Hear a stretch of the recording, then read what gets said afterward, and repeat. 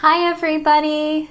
Mrs. Werber here with another read aloud. Our story today is Chrysanthemum by Henkes, and it's one of my favorite stories.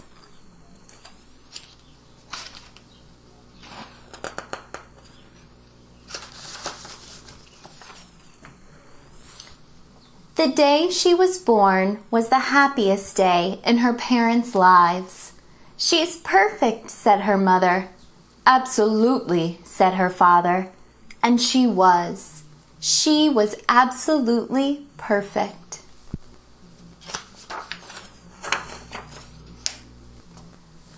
"Her name must be everything she is," said her mother. "Her name must be absolutely perfect," said her father. And it was. Chrysanthemum. Her parents named her Chrysanthemum. Chrysanthemum grew and grew and grew, and when she was old enough to appreciate it, Chrysanthemum loved her name.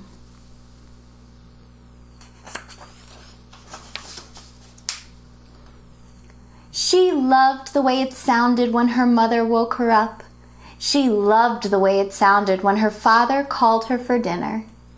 And she loved the way it sounded when she whispered it to herself in the bathroom mirror. Chrysanthemum, chrysanthemum, chrysanthemum. Chrysanthemum loved the way her name looked when it was written on ink, with ink on an envelope. She loved the way it looked when it was written with icing on her birthday cake. And she loved the way it looked when she wrote it herself with her fat orange crayon. Chrysanthemum, chrysanthemum, chrysanthemum.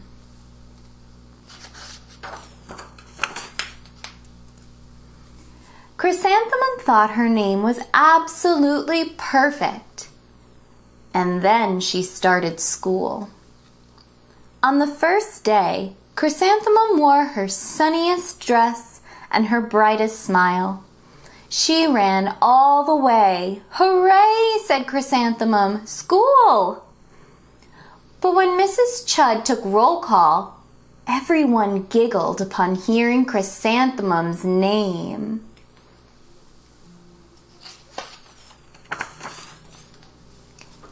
"It's so long," said Joe. "It scarcely fits on your name tag," said Rita, pointing. "I'm named after my grandmother," said Victoria. "You're named after a flower." Chrysanthemum wilted. She did not think her name was absolutely perfect. She thought it was absolutely dreadful. The rest of the day was not much better. During nap time, Victoria raised her hand and informed Mrs. Chud that Chrysanthemum's name was spelled with 13 letters. "That's exactly half as many letters as there are in the entire alphabet," Victoria explained. "Thank you for sharing that with us, Victoria," said Mrs. Chud. "Now put your head down."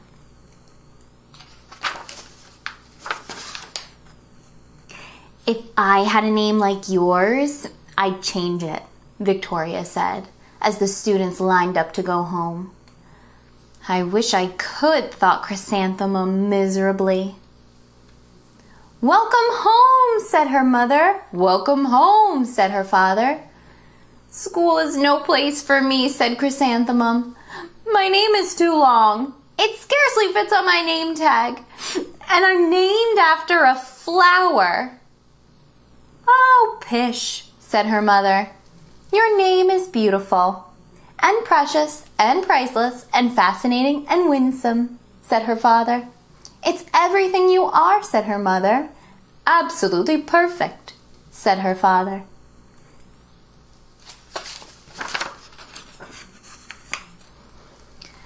Chrysanthemum felt much better after her favorite dinner, macaroni and cheese with ketchup, and an evening filled with hugs and kisses and parcheesi. That night, Chrysanthemum dreamed that her name was Jane. It was an extremely pleasant dream. The next next morning, Chrysanthemum wore her most comfortable jumper. She walked to school as slowly as she could. She dragged her feet in the dirt. Chrysanthemum, chrysanthemum, chrysanthemum, she wrote. She even looks like a flower, said Victoria, as Chrysanthemum entered the playground. Let's pick her, said Rita, pointing. Let's smell her, said Joe. Chrysanthemum wilted. She did not think her name was absolutely perfect. She thought it was absolutely dreadful.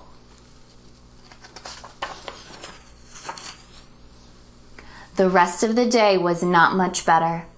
During nap time, Victoria raised her hand and said, "A chrysanthemum is a flower. It lives in a garden with worms and other dirty things." "Thank you for sharing that with us, Victoria," said Mrs. Chudd. "Now put your head down." "I just cannot believe your name," Victoria said as the students lined up to go home. "Neither can I," thought Chrysanthemum miserably.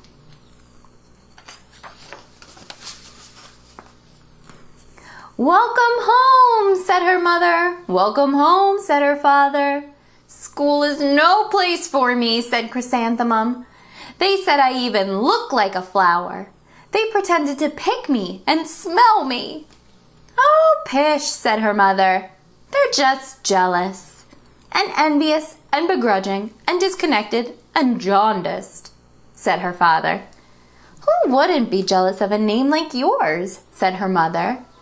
"After all, it's absolutely perfect," said her father. Chrysanthemum felt a trifle better after her favorite dessert, chocolate cake with buttercream frosting, and another evening filled with hugs and kisses and parcheesi.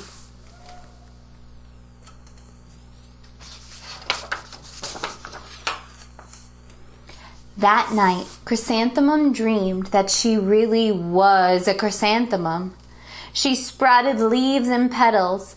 Victoria picked her and plucked the leaves and petals one by one until there was nothing left but a scrawny stem. It was the worst nightmare of Chrysanthemum's life. Chrysanthemum wore her outfit with 7 pockets the next morning.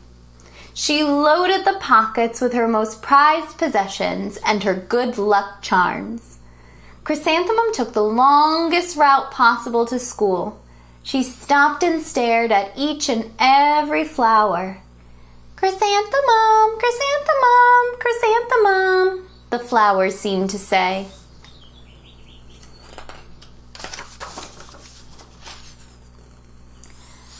That morning, the students were introduced to Mrs. Twinkle, the music teacher. Her voice was like something out of a dream, as was everything else about her. The students were speechless. They thought Mrs. Twinkle was an indescribable wonder. They went out of their way to make a nice impression. Mrs. Twinkle led the students in scales. Then she assigned roles for the class musical. Victoria was chosen as the dainty fairy queen. Rita was chosen as the spiffy butterfly princess. Joe was chosen as the all-important pixie messenger. And Chrysanthemum was chosen as a daisy. "Chrysanthemum's a daisy, chrysanthemum's a daisy," Joe, Rita, and Victoria chanted, thinking it was wildly funny. Chrysanthemum wilted. She did not think her name was absolutely perfect. She thought it was absolutely dreadful. "What's so humorous?" asked Mrs. Twinkle. "Chrysanthemum," was the answer. "Her name is so long," said Joe. "It scarcely fits on her name tag," said Rita, pointing. "I'm named after my grandmother," said Victoria. "She's named after a flower."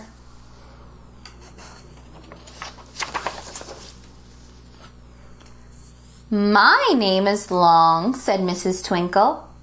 "It is," said Joe.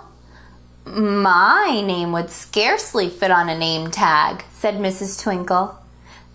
It would, said Rita, pointing. And, said Mrs. Twinkle, I'm named after a flower too. You are, said Victoria. Yes, said Mrs. Twinkle. My name is Delphinium. Delphinium Twinkle. And if my baby is a girl, I'm considering Chrysanthemum as a name. I think it's absolutely perfect.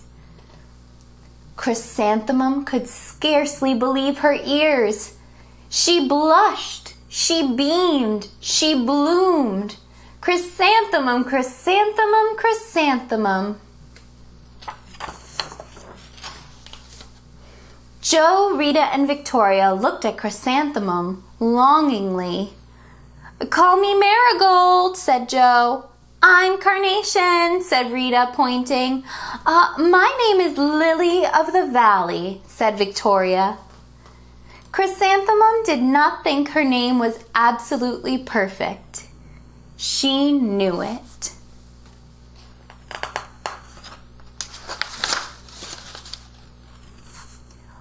Overall, the class musical was a huge success. Chrysanthemum was absolutely perfect as Daisy. Victoria made the only mistake. She completely forgot her lines as the dainty fairy queen. Chrysanthemum thought it was wildly funny, and she giggled throughout the entire Dance of the Flowers. Eventually, Mrs. Twinkle gave birth to a healthy baby girl, and of course, she named her Chrysanthemum. The end. I hope you enjoyed that story. Can't wait to read to you guys another time. See you soon.